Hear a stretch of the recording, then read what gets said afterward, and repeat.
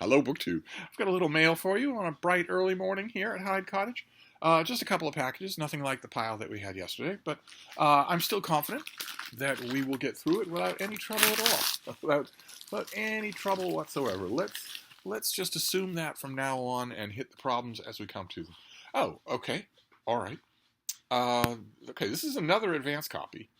This is a June release. I kind of hoped that the thing that I would get here would be the finished copy.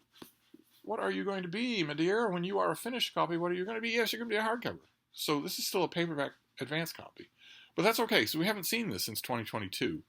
And I have plenty to say about it. This is Christina Lynch's book, Sally Brady's Italian Adventure. Let's read a little bit about it here. What if you found yourself in the middle of a war, armed only with lipstick and a sense of humor? Abandoned as a child in Los Angeles in 1931, Dust Bowl refugee Sally Brady convinces a Hollywood movie star to adopt her and grows up to be an effervescent gossip columnist secretly satirizing Europe's upper crust. By 1940, saucy Sally is conquering fascist-era Rome with cheek and charm. A good deed leaves Sally stranded in wartime Italy, brandishing a biting wit, a fake passport, and an elastic sense of right and wrong. To save her friends and find her way through a land of besieged castles and villas, Sally must combat tragedy with comedy, tie up pompous bureaucrats in their own red tape, force the cruel to be kind, and unravel the mystery, weight, and meaning of family. Heir to Odysseus' wiles and Candide's optimism, Sally Brady is a heroine for the 21st century.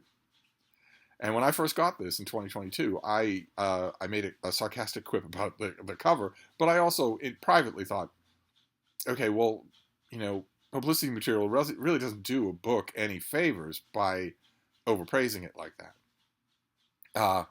But then Sally Brady's Italian Adventure was one of the only books I read in 2022 that was coming out in 2023. I don't know why. The other two that I read in 2022 were things that were clearly Steve books. They had an irresistible call to me. I had to read them. I couldn't possibly wait. But this one somehow called to me too. I don't quite know why, but I loved it. I absolutely loved it. This is fantastic. I know it looks just like a million other World War II era historical novels with the back of a woman instead of the front of a woman, with a villa and a vista and on the photographic vista on the cover and whatnot. It even sounds sort of familiar, although the publicist, whoever the publicist was who wrote that cover copy, very much knew the strengths of this book. It isn't anything like them. It isn't anything like the kind of book you're thinking about. You and I could both name, right? There are 3 women who write those kinds of historical novels, 2 a year. And they have been for, 5 or 6 years now. So there's a lot of material out there that is kind of sort of somber and leaden. It just sort of sits there. This does not. This does not at all. This was, who's Christina Lynch? Professor of English at College of the Sequoias in Visalia, California. And a former Milan correspondent for W and Women's Wear Daily. Well, that I believe. I believe that this author would have to have filed really good copy, fast, clean, and on deadline. I really believe that. She has written on staff for television shows such as The Dead Zone, Encore, Unhappily Ever After, and Wildfire. And she is the author of a book called The Italian Party. Well, this was terrific.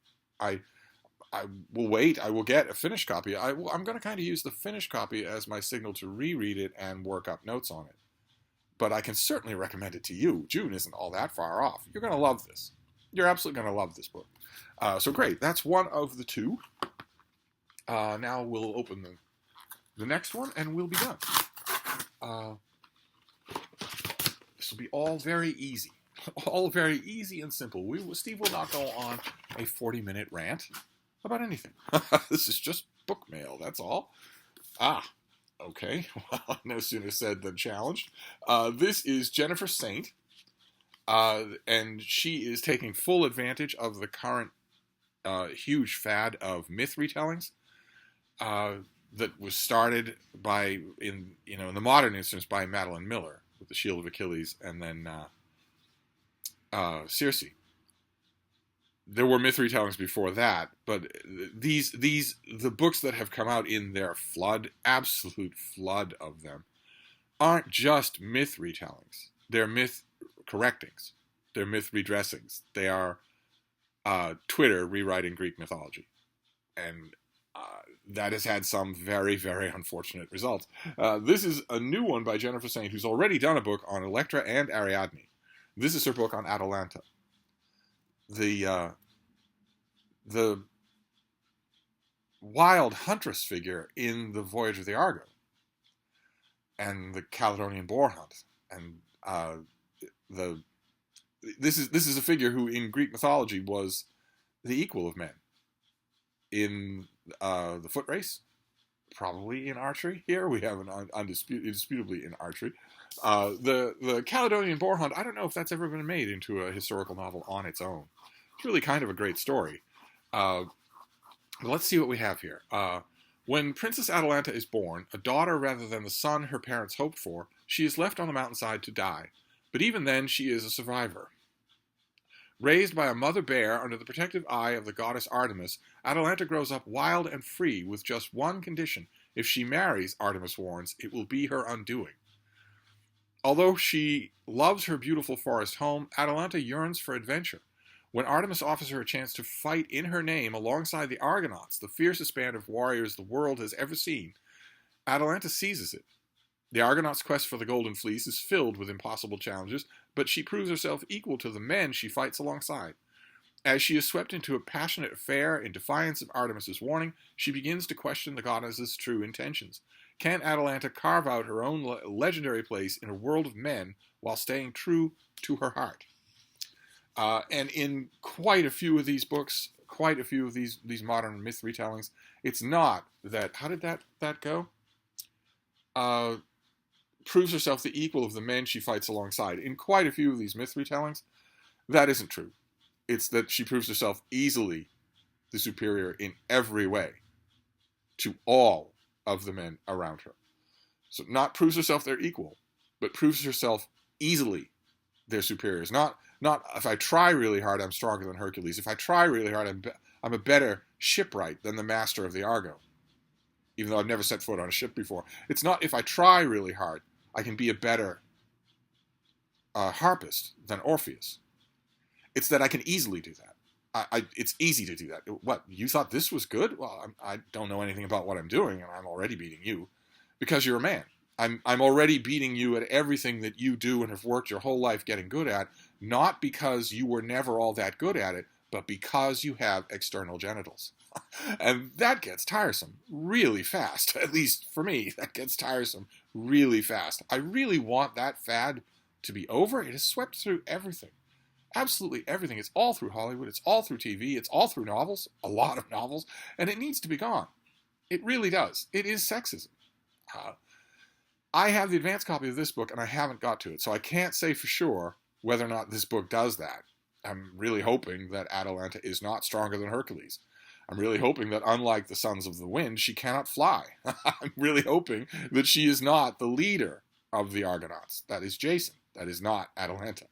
I'm really hoping, I mean, in the Greek myths, in the mythological, the gigantic corpus of mythological writings, tellings that happened around this character, it wasn't just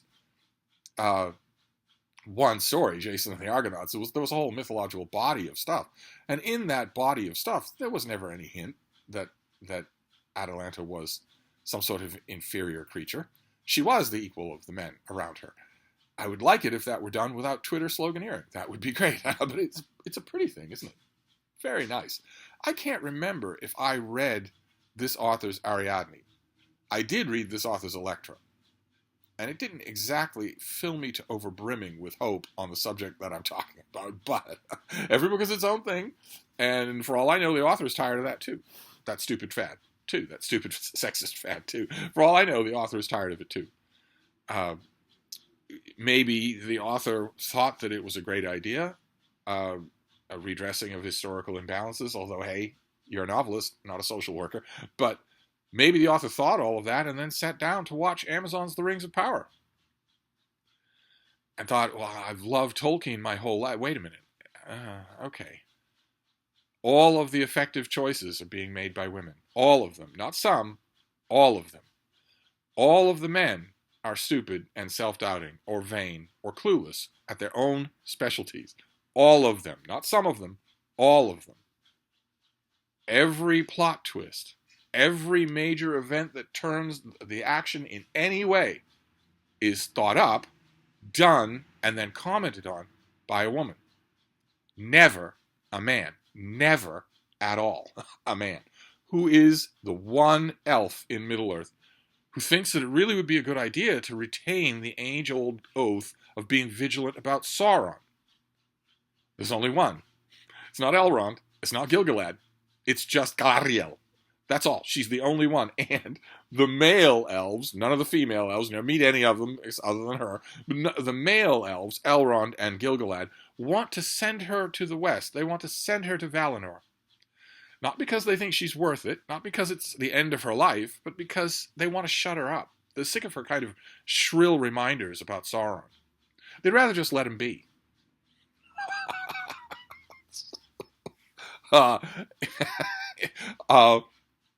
Celebrimbor, the greatest of the elven smiths of Eregion, the forger of the elven rings of power.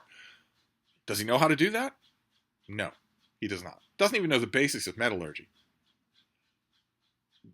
Does he have to have that suggested to him by someone else? Yes, he does. Does he have any of the material to do that? No, that material has to be supplied by a woman. Is the woman's attitude towards him reverence or even professional collegiality? No, it's a kind of glowering impatience.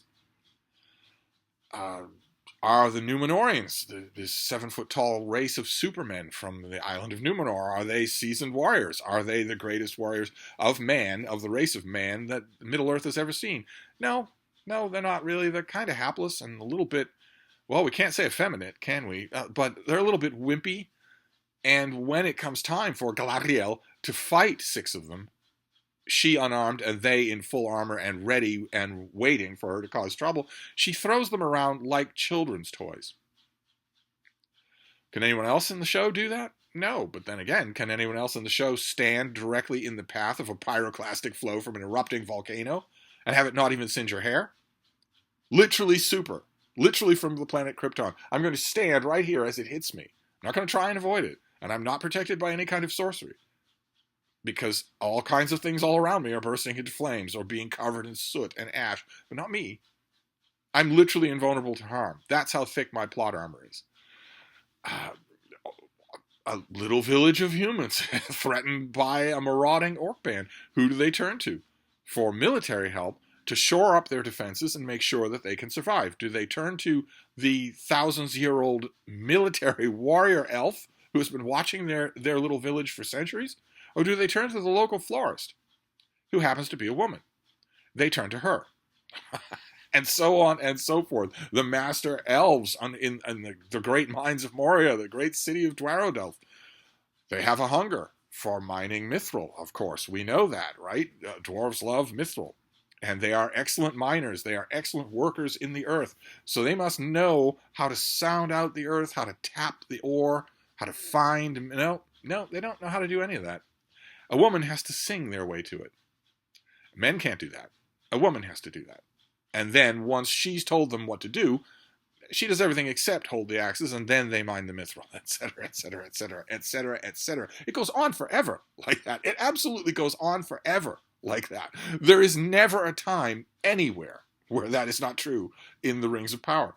Maybe Jennifer Saint watched the first few episodes of that show, God forbid, I hope she didn't, and thought, oh, okay, so this is what this really looks like. Okay, I'm going to make my character 3-dimensionally human instead of a Twitter checkmark. Instead of a Twitter talking point, I'm going to make my character 3-dimensionally human, and I bet my readers will come along. Maybe we'll see. We'll see. I'm not going to go any further. If I go any further down this route, I will have to delete this video. I don't know what this book is like. I have the advanced copy. The finished copy is really pretty. So we'll deal with that. So we have two historical fiction, really. Well, one is a myth retelling. Atalanta and Sally Brady's Italian Adventure. One I already know that I like. I kind of wish I had a finished copy of this. I will get one down the line. And one I will give a try. Obviously, as you can tell, I was traumatized by the Rings of Power. I hate this fad. I can't wait for it to go away.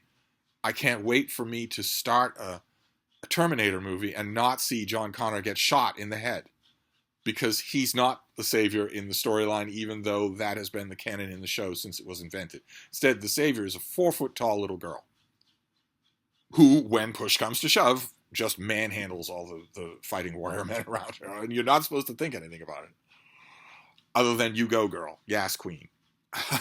so we will see. We'll have to see what this is like. I'll be going into it extra doubtful, but I do that with novels anyway. so there you go. That was a narrow escape. That was close. We were on the borderline of a rant that would have gone on for 40 minutes, sent me into an alternate dimension, and needed this video to be deleted. But we didn't. We didn't. This could still be good. I have read myth retellings that were. I have read myth retellings that were very good. There was one that was before this whole fad called Alcestis that I've talked to you about, that I thought was great. Absolutely great. A cold, austerely harsh book. Wonderful, wonderful stuff. And I also liked The Shield of Achilles by Madeline Miller. I thought that Circe was delusional. Circe was the full-blown Twitter checkmark thing that I'm talking about. Just the full-blown version of that. Almost incomprehensibly so. So that I don't imagine that the author was even really particularly conscious when she wrote it. It was just channeling the anger of the ages or whatever. But The Shield of Achilles I thought was very good. So we shall see. I seem to remember kind of liking Electra. Some of it. It had a tendency towards what I'm talking about. But I'll go at this clean as a whistle. maybe I'll go to Edith Hamilton first. To Edith Hamilton's mythology and read. She has a little segment on Atalanta that's really good. Has a wonderful drawing. Maybe I'll do that just to prep myself. But that is the mail. The mail here is very early. There might be more mail. So I'll either do more mail later today, or I'll just save it for tomorrow, and we'll risk it. We came close to the edge today. But I will wrap this up for now, and I'll be back. Thank you, BookTube.